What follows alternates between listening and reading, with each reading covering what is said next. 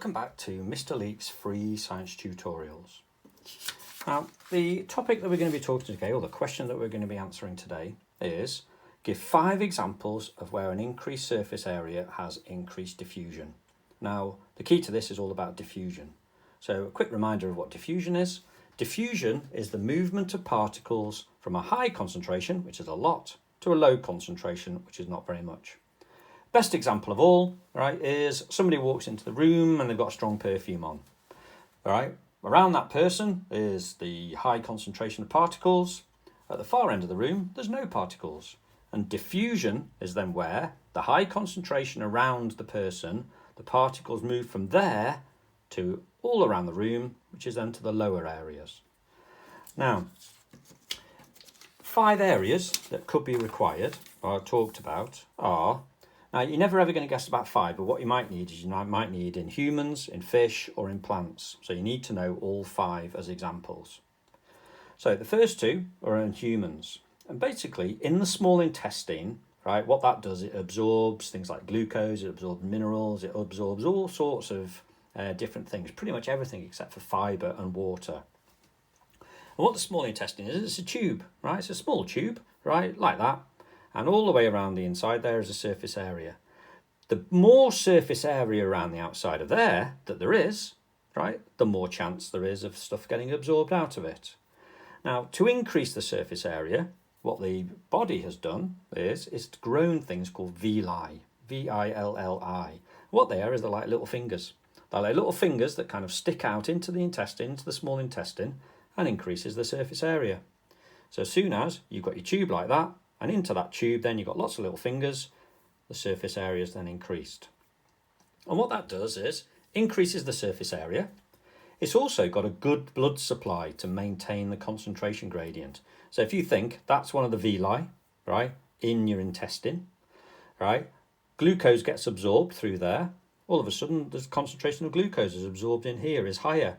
So therefore you're not going to get any more glucose going in. So what happens is the good blood supply whips that glucose away, brings in blood with less glucose, and the concentration gradient happens again. So more goes in, gets whipped away, more goes in, gets whipped away. It also has very, very thin membranes for a short diffusion distance, because the thinner the membranes, right, the shorter the diffusion distance, the faster it's going to happen. In the lungs, it happens very, very similar. But instead of villi, what we've got is we've got alveoli.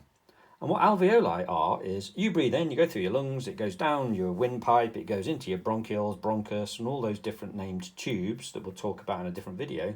And at the end of it, you have alveoli. And they pretty much look like grapes, like a little bunch of grapes that's at the end. And what they do is they increase the surface area. So the oxygen and carbon dioxide and the air goes down into the lungs, right, into these little grapes. These again have a good blood supply to maintain concentration gradient. So oxygen goes into one of the alveoli, right? There's bigger concentration there. So what it does, it diffuses into the blood. It also has thin membranes and a short diffusion distance.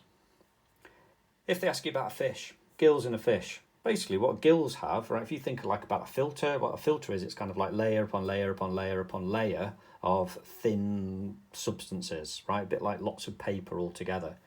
And what happens is the water goes across the gill filaments. And again, exactly the same thing happens. We've got an increased surface area. It's got a great blood supply to maintain the concentration gradient. And it's got thin membranes and a short diffusion distance. In a plant, what you've got is you've got 2 good examples. You've got roots and you've got leaves. In a root, what you've got is you've got root hair cells. Now again, if you think about a typical plant cell, square, right, rectangle, that's how we always draw them. Around the outside, you've got your surface area. But in a root, what it's got a finger sticking out of it, right? It's got a root hair sticking out of it. And the idea of that root hair is to, again, increase the surface area. Kind of makes sense. In a leaf, right, you never see fat leaves, right? Leaves tend to be thin. And the idea of them being thin is they've got a large surface area.